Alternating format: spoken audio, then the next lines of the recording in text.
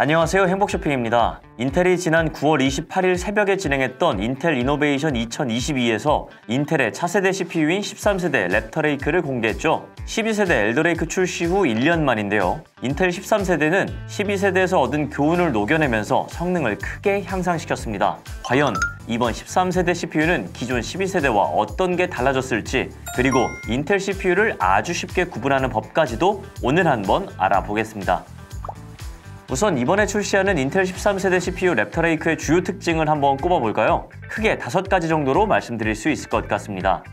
먼저 P코어의 성능 개선과 E코어의 증가는 CPU의 기본 성능에 가장 큰 영향을 주는 부분입니다. 시스템 연산에 사용하는 코어의 수가 많을수록 코어의 성능이 뛰어날수록 컴퓨터의 성능을 좌우하기 때문이죠. 인텔은 12세대 CPU부터 P코어와 E코어가 결합된 하이브리드 구조로 설계를 했는데요. P코어는 메인 프로세서로 부하량이 높은 고성능 작업을 담당하고 E코어는 비교적 부하량이 낮은 저성능 작업을 담당하고 있습니다. 이렇게 작업의 성격에 따라서 필요한 코어가 동작을 함으로써 최적의 전력 효율을 제공하죠. 실제로 인텔에서는 최고 성능의 i9 13900K가 최대 24개의 코어를 탑재하면서 싱글 스레드는 최대 15%, 멀티 스레드는 최대 41%까지 성능이 향상되었다고 밝혔습니다. 특히 저성능 작업을 담당하는 E코어가 2배나 늘어나면서 평상시에도 높아진 성능을 체감할 수 있죠. 그리고 인텔은 플랫폼의 유연성과 확장성을 중요한 가치로 염두에 두고 이번 13세대 CPU를 출시했다고 밝힌 바 있는데요. 유저들이 조립 PC를 구성할 때 자신의 예산과 용도에 맞춰서 부담을 덜 수 있고 조금 더 다양한 옵션을 가능케 했다는 뜻입니다. 그 일환으로 이번 13세대 CPU는 기존 12세대를 기반으로 한 600번대 메인보드와도 호환이 되죠. 물론 13세대 CPU에 700번대 메인보드를 맞춰서 사용하시면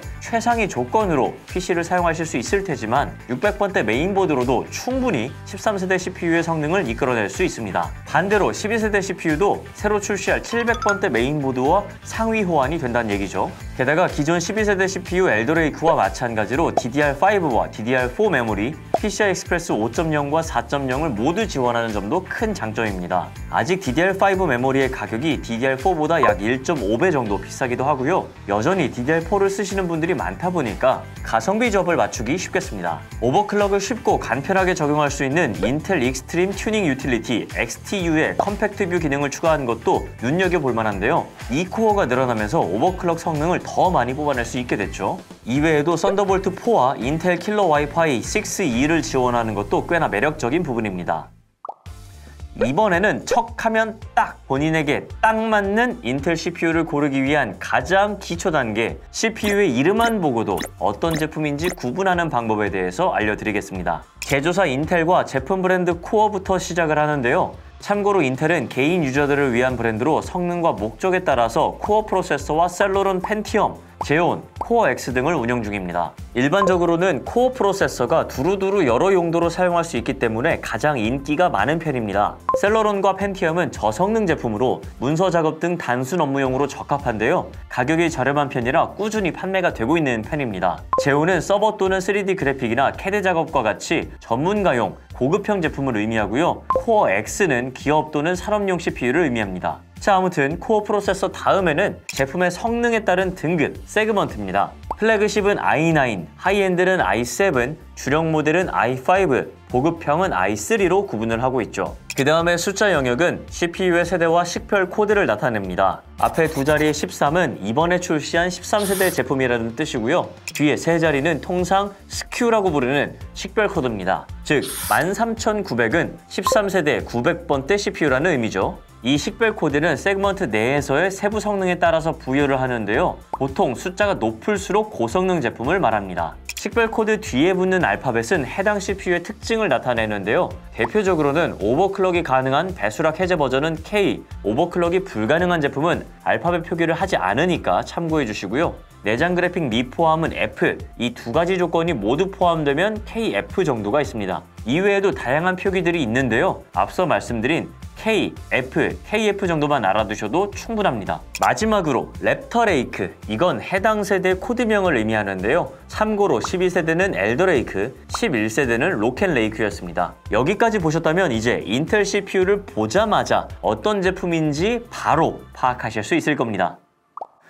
이번에는 새로 출시한 13세대 랩터레이크와 기존의 11세대 엘더레이크의 기본 스펙을 비교해보고 얼마나 달라졌을지 한번 알아보겠습니다. 앞서 말씀드렸던 것처럼 가장 눈에 띄는 변화는 바로 코어의 차이죠. 복잡한 연산을 담당하는 P코어는 12세대와 동일하지만 상대적으로 가벼운 작업에 사용하는 E코어가 2배로 증가했기 때문에 오히려 평상시에 더 두드러진 성능 향상을 느낄 수 있습니다. 게다가 스레드 수도 최대 41% 정도 증가했습니다. 하나의 프로세스, 작업을 진행할 때 동시에 여러 가지를 한 번에 처리할 수 있는 양이 늘어났다는 뜻입니다. 즉, 스레드가 많을수록 동시에 사용자를 관리하는 환경이나 한 번에 많은 작업을 처리할 때 유리하다는 거죠. 그리고 L2 캐시가 2배 이상 증가한 점도 눈여겨봐야 할 부분입니다. CPU에서 캐시 메모리는 자주 사용하는 데이터를 별도로 저장하고 빠르게 불러오는 역할을 하는데요. 그만큼 중요하다는 뜻이겠죠. CPU에서는 먼저 L1 캐시에서 데이터를 찾는데 여기에서 데이터가 없으면 L2 캐시로 넘어갑니다. 이 L2 캐시에 저장하는 용량이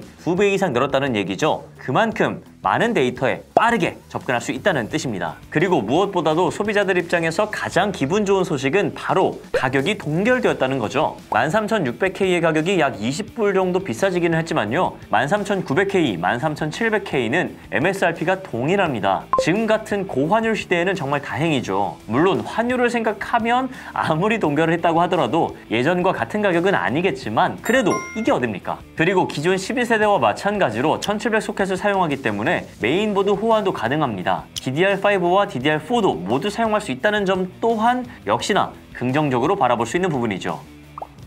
이번에는 저희 행복쇼핑에서 수집한 올해 1월 1일부터 촬영일 전날인 10월 9일까지의 인텔 CPU 판매 데이터를 살펴보겠습니다. 13세대 CPU 출시 직후 올려드리는 영상이기 때문에 판매 데이터를 알려드리긴 좀 어렵지만요. 그동안 어떤 제품이 잘 팔렸는지를 보시면 13세대를 구매하시는 데에도 도움이 되실 겁니다. 먼저 기존 12세대와 11세대는 각각 전체 판매 점유율에서 81.03%, 5.96%로 극명하게 나뉘었습니다. 대다수의 유저들이 인텔 12세대를 선택했다는 것을 알 수 있죠. 이 수치는 인텔 CPU 전체 판매량 10위권 내 모든 제품들이 12세대라는 것과 일맥상통합니다. 압도적으로 1위를 차지하고 있는 건 인텔 코어 i5 12세대 12400F 제품입니다. 무려 28%의 점유율로 인텔 CPU를 구매한 3명 중 1명은 12400F를 구매했다고 봐도 무방할 정도네요. 2위는 5.4%의 점유율로 i3 12100F 제품이, 3위는 4.6%로 i5 12400이 차지했습니다. 그런데 3위부터 7위까지가 모두 4%의 점유율인 것을 보면 사실상 1위인 12400F를 제외하고는 거의 비슷한 정도로 판매가 이루어졌다고 보셔야 할 것 같아요.